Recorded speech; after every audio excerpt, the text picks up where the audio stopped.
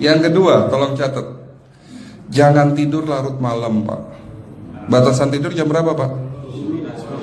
Jam 11 paling telat. Harus sudah tidur. Kenapa? Apa penjelasan medisnya? Orang yang tidur di atas jam 11 akan terganggu fungsi livernya, Pak. Dimana liver kita ini fungsinya banyak. Ya, ada 500 fungsi liver loh, Pak. Fungsi jantung ada berapa, Pak? Fungsi jantung satu. Fungsi jantung tugasnya untuk mompa darah. Fungsi ginjal ada berapa? Dua. Absorpsi dan filtrasi. Fungsi liver 500 fungsi. Jadi organ yang paling berat dalam tubuh kita kerjanya adalah liver. Liver akan rusak manakala kalau kita tidur di atas jam 11 malam. Berarti 500 fungsi liver bisa rusak, Pak. Ini salah satu penyebab diabetes. Bukan hanya kerusakan pankreas, tapi rusaknya liver bisa jadi penyakit diabetes, Pak. Jadi kalau sakit diabetes itu yang terganggu itu sebetulnya bukan hanya pankreasnya, livernya pun rusak, ususnya pun rusak. Makanya dalam pengobatan diabetes di klinik kami itu bukan hanya ngobatin pankreas, tapi 3 organ penting ini saya obati: usus, liver, dan pankreas. Kebanyakan kenapa? Kalau dalam pengobatan tradisional mereka tahunya diabetes itu hanya pankreas, ya kan? Tapi di sini dalam pengobatan holistik, orang yang kena liver itu 3 organ ini pasti rusak: usus, liver, dan pankreas. Salah satu penyebab dari kerusakan liver akibat kebiasaan tidur larut malam. Jadi salah satu penyebab diabetes pun bisa karena tidur larut malam. Ya, batasan tidur jam berapa? Sekali lagi, jam 11 harus sudah tidur pulas. Jadi jam 10, setengah 11 paling lambat kita harus tidur pulas. Nanti setelah jam 1 boleh bangun. Yang penting jam 11 sampai jam 1 ini harus tidur pulas. Jadi kalau Bapak mau sholat tahajud jam 2, setengah 3 ya monggo. Ya. Oke, itu yang kedua. Yang ketiga, air putih, Pak, dijaga 2 liter sehari. Bagaimana cara minumnya yang baik?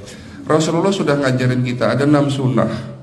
Harus duduk, pakai tangan kanan, seteguk demi seteguk, membaca basmalah di saat minum, diakhiri dengan alhamdulillah, kan begitu. Ya, pagi hari minum 1 gelas, bangun tidur sebelum sholat subuh. Setelah sholat subuh boleh teh, tapi juga dibilas dengan 1 gelas air putih. Sebelum mandi nanti, Pak, minum air hangat. Kalau Bapak mandinya pakai air dingin boleh, tapi sebelum mandi minum air hangat, biar tubuh kita ini jangan terlalu dingin di saat kita kena air dingin. Sampai maghrib pastikan 2 liter sudah masuk dalam tubuh kita. Malam mau tidur, tolong perhatikan Ibu ya, malam mau tidur jangan banyak-banyak minum. Nggak boleh minum malam itu segelas sampai 2 gelas mau tidur. Cukup seteguk 2 teguk saja.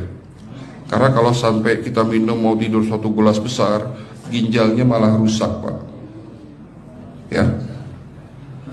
Oke, itu yang ketiga. Yang keempat, puasa. Lakukan puasa secara rutin, insya Allah kita sehat. Nah, untuk penjelasan atau materi puasa nanti bisa hubungin staf saya.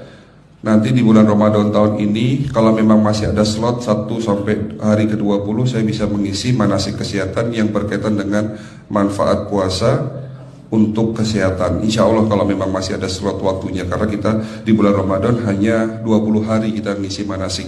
Ya, oke, itu yang keempat. Langkah keempat. Langkah 1, 2, 3, 4.